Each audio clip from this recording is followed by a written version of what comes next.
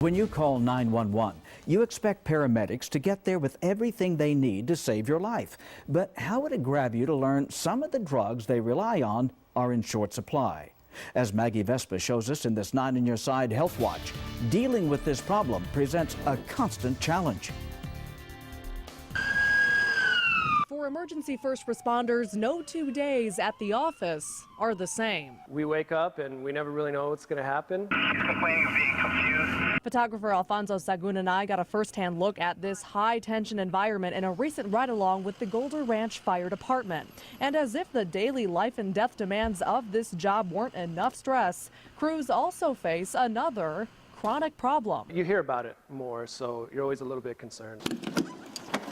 It being a shortage of the life-saving drugs EMTs here and across the country store and use each and every day. Most important things are always checking that they're here and checking that their expiration dates are good. To treat critical conditions such as cardiac arrests or strokes. The latest drug to run low here in Tucson, atropine. Paramedics use it in emergencies to treat dangerously low heart rates. We've had a few close calls, and they've been closer than I guess they have, you could say, in years past. Drug shortages are nothing new, but the problem escalated a few months ago. A mass meningitis outbreak forced a temporary shutdown of the East Coast pharmaceutical company Ameridose. Experts warned at the time that the shutdown might affect emergency crews and hospitals that rely on these drugs, and they were right. How are hospitals coping? I checked with Northwest Medical Center's Director of Pharmacy, Farina Salik. So people hear about drug shortages. Should they be scared? Is the question that we hear a lot.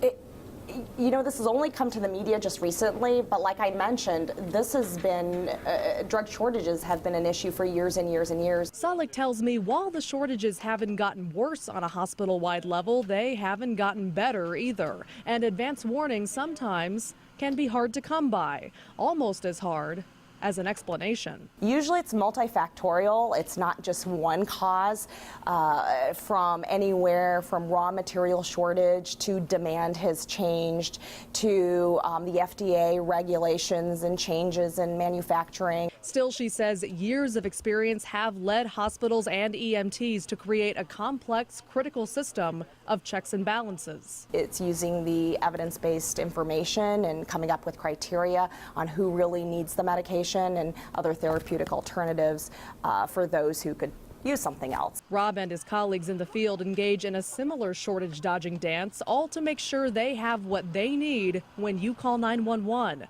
Case in point, remember that atropine shortage? Well, instead of abiding by the usual plan of replacing drugs a month before they expire, We took it to the last minute before we changed out those drugs and got new ones, so that we could get the most out of our drug before they expired.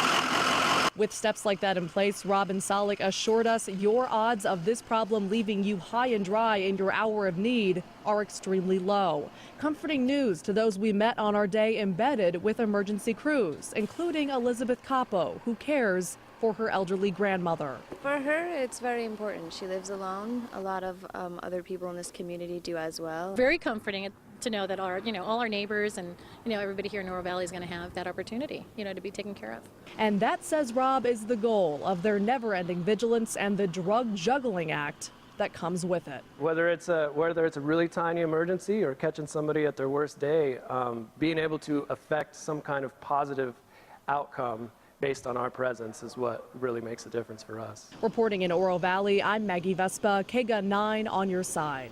While EMTs and hospital administrators assure the public they're on top of this, knowledge is power.